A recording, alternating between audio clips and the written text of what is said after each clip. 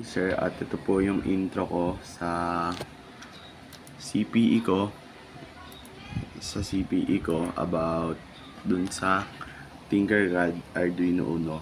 And let's go. So yun na nga. Ito po yung codes ko, sir. As you can see, yan. And ito po yung wirings ko. So start simulation na po natin. Ayan. Tumutunog na siya.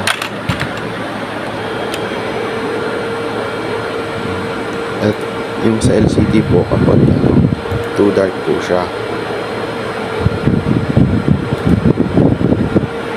Kapag tinaasan mo po yan, iba yung pitch and magiging too bright po. Yan.